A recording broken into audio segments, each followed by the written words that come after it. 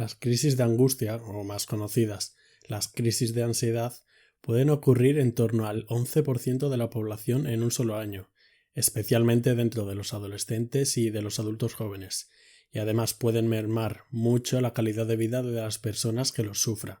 Por eso es muy importante ser capaz de identificarlos, estos episodios, y de saber cómo abordarlos de la forma más eficaz posible.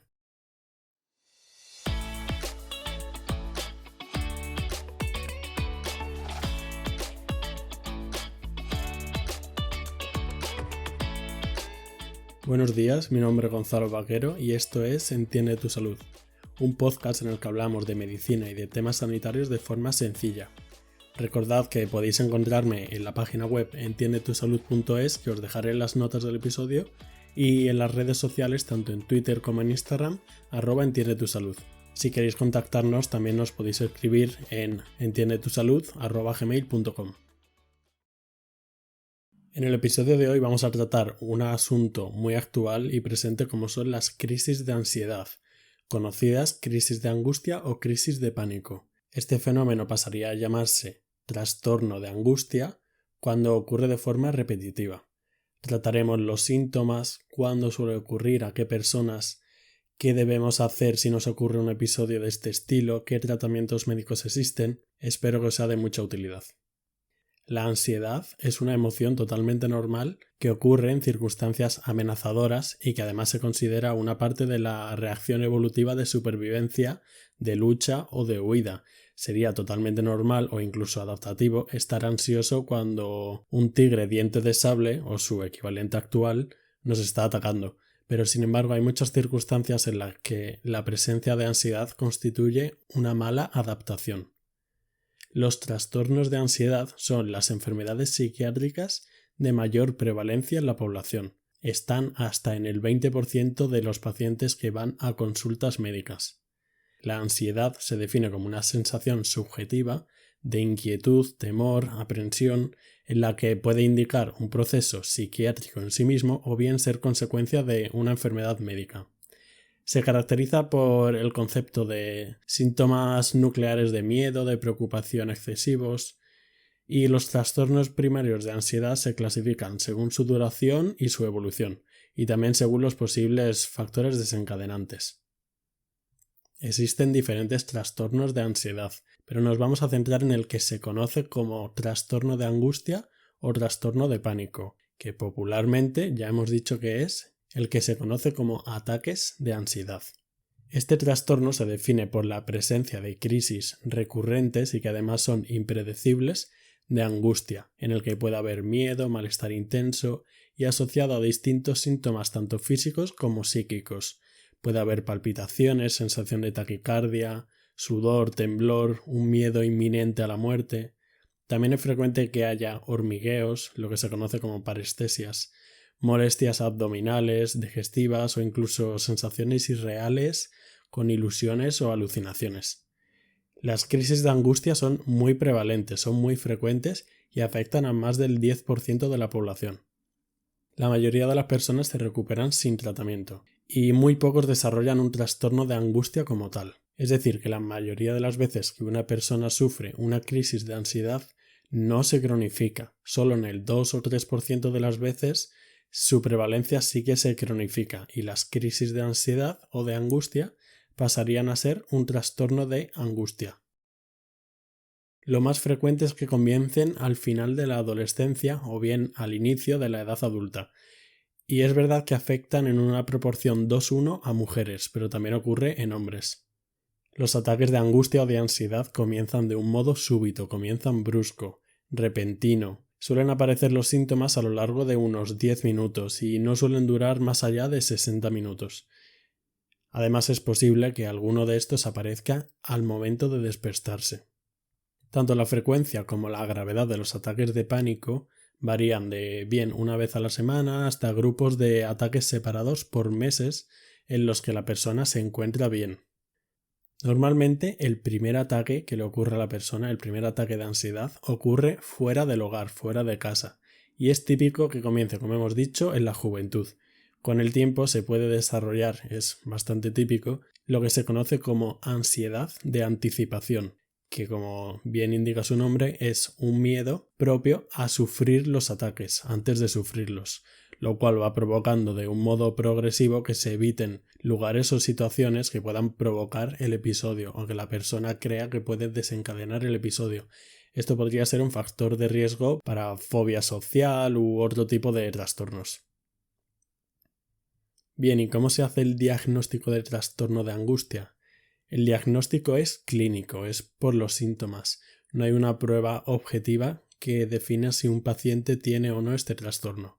Generalmente se necesita que existan 4 o más de estos siguientes síntomas que os voy a relatar.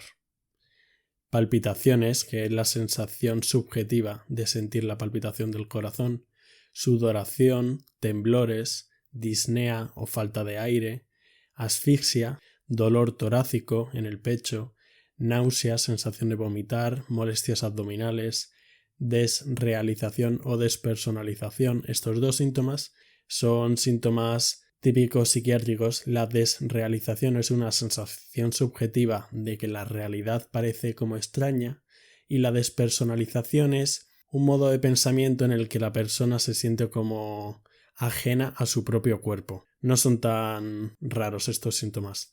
Otros síntomas podría ser miedo a volverse loco, el miedo a morir, las parestesias, que son los hormigueos en las piernas, en los brazos, y los escalofríos o los sofocos.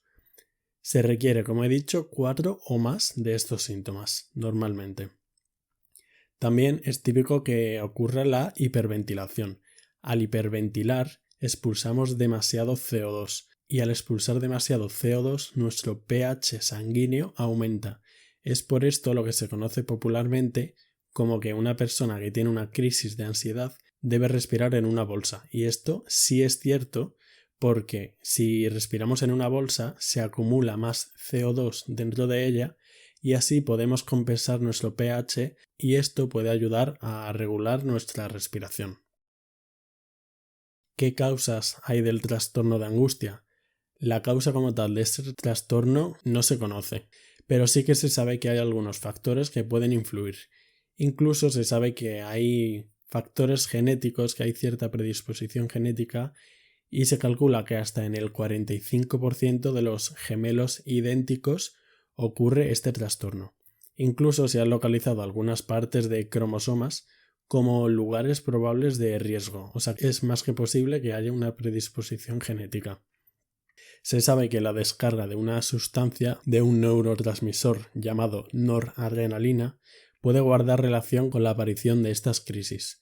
La noradrenalina se puede liberar desde por fármacos, por distintos estimulantes como podría ser la cafeína o por diversas situaciones que predispongan a un estado de estrés o de ansiedad. A la hora de diagnosticar estas crisis o este trastorno es importante hacer lo que se conoce como un diagnóstico diferencial, es decir, diferenciar entre distintas patologías que podrían dar síntomas similares. Se debe descartar cualquier causa médica o cualquier causa orgánica que provoque estos ataques. Esto es porque hay multitud de procesos que pueden provocarlos, como respiratorios, cardiovasculares, neurológicos, endocrinos, en los que la ansiedad es un síntoma principal, por lo que habría que descartar cualquier afección en este sentido antes de hacer el diagnóstico de trastorno de angustia o trastorno de ansiedad. Así se podría evaluar el hacerse un ecocardiograma, un electrocardiograma, analíticas sanguíneas como para pedir hormonas tiroideas o alguna prueba de imagen, para, como hemos dicho, descartar otro tipo de patologías. Además es frecuente que estos pacientes se compliquen porque intenten ellos mismos consumir alcohol o fármacos como benzodiazepinas u otro tipo de depresores como un intento de automedicarse. Y además es muy frecuente que un paciente con trastorno de angustia establecido, es decir, crisis recurrentes y frecuentes, desarrolle una depresión en algún momento de su enfermedad. Es importante no banalizar este trastorno y darle la importancia que tiene porque se puede complicar tanto esto por drogas, por consumo de fármacos tóxicos, complicarse en una depresión, pero al mismo tiempo tampoco señalar a la mínima de hiperventilación o dolor torácico como trastorno de angustia. Por esto la importancia de hacer un buen diagnóstico diferencial. Bien, ¿y cómo se trata el trastorno de angustia?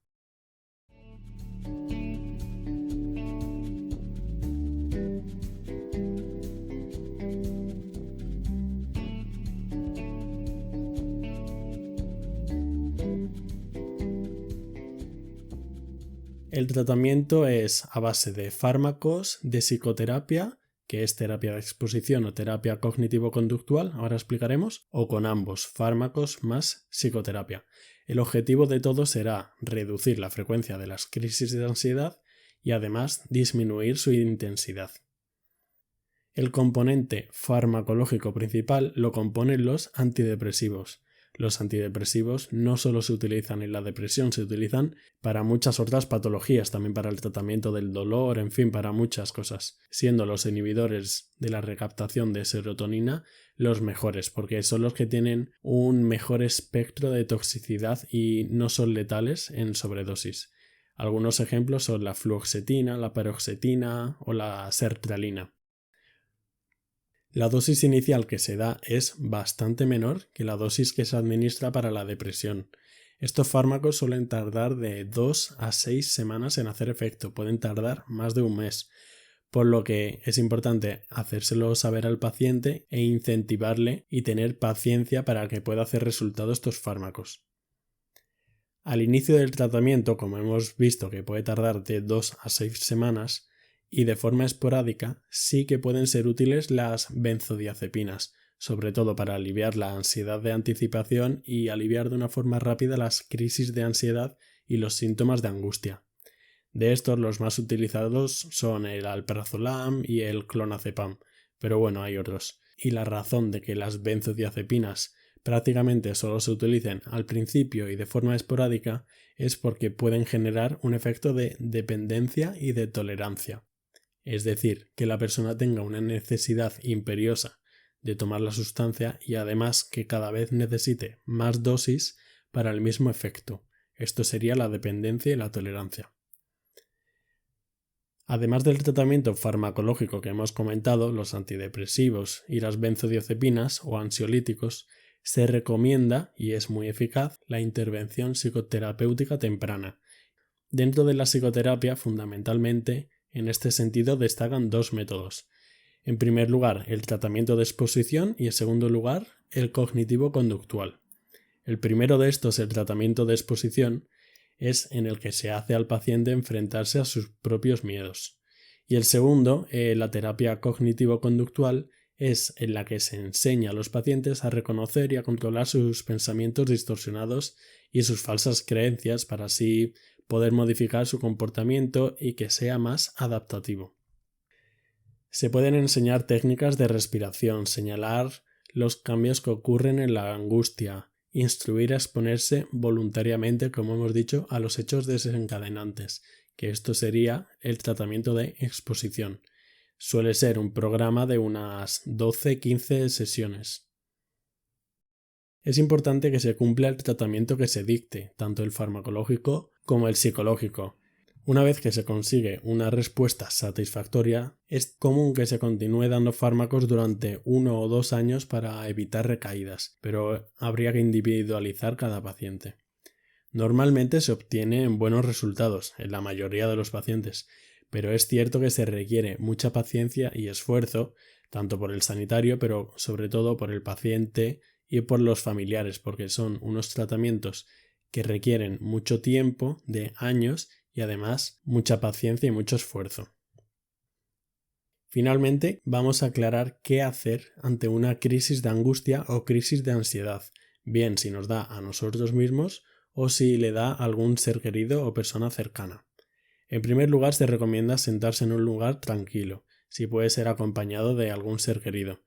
Concentrarse en la respiración parece una nimiedad, pero suele ser muy eficaz. Respirar de forma sosegada y razonar que el episodio finalmente va a pasar. Como mucho durará 40-60 minutos. Si dura mucho la crisis o el paciente realmente parece que está muy mal, sí que puede ser necesario acudir a un centro sanitario, bien sea para hacerle más pruebas o para administrar algún ansiolítico. Pero en primer lugar habría que calmarse, sentarse con algún ser querido, concentrarse en la respiración y tener paciencia. Habría que investigar si ha habido algún desencadenante de la crisis de angustia o crisis de pánico, sobre todo para poder actuar sobre él. En algunos casos también puede ocurrir por algún tipo de droga, como puede ser el consumo de marihuana. Es importante detectar si ya existe un trastorno de angustia establecido, es decir, si la crisis no es la primera vez, sino que se ha cronificado y que ya lleva bastante tiempo, para poder tratarlo por los medios más eficaces, que hemos visto que son los fármacos antidepresivos con la psicoterapia. Vamos a terminar con una pequeña conclusión. Las crisis de angustia o de pánico sería lo que popularmente se conoce como crisis de ansiedad. Estas incluyen algunos síntomas como palpitaciones, miedo, molestias gastrointestinales o hiperventilación. Y se conocería el trastorno de angustia como la cronificación de las crisis de angustia. Es un fenómeno bastante recurrente, sobre todo en jóvenes, y su tratamiento se basa en antidepresivos, ansiolíticos y psicoterapia.